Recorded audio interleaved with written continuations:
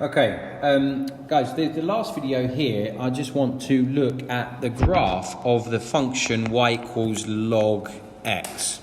So this is where the base is 10.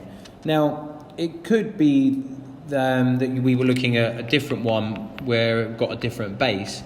Actually, these graphs pretty much look the same and have the same properties all the time, okay? So it doesn't really matter what base we're looking at. Just going to draw an axis. Now I want you to get your GDC out and plot y equals log x, okay?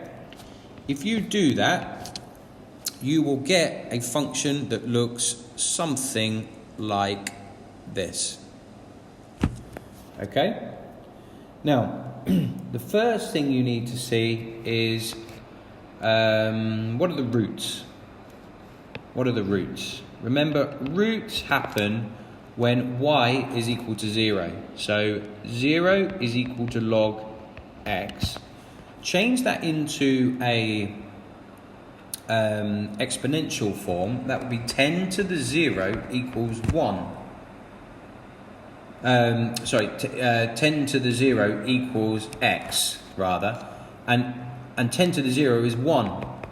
So x equals 1. So y equals 0, x equals 1. So this point here, sorry about that, I'm just going off. This point here, the root is 1, 0. Okay? Are there any y-intercepts? Well, no, there's no y-intercept because actually there is an asymptote on the equation of the line x equals 0. So x equals 0 is an asymptote of y equals log x, okay? It kind of looks like there might be a horizontal asymptote as well, but actually it won't. It will go up and up and up and up forever, okay? It just grows really slowly. Exponential growth is really, really quick growth. Logarithmic growth is really, really slow growth, okay?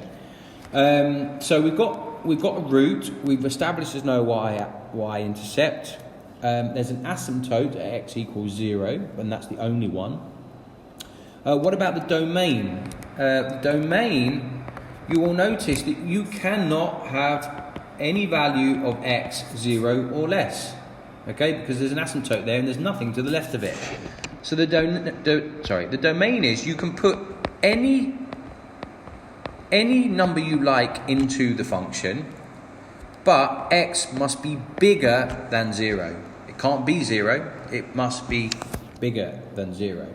So if you remember when we had this question here, I said, well, this could also be negative root 60. It can't be because you can't put 2 log negative root 60 back into the equation because a log is not allowed to take a negative value, okay? And you can just see that in the graph, okay? What about the range? What y values can we take? Well, you can see actually any y values. This will continue to grow forever. It just grows slower and slower and slower over time. So y can be any real value.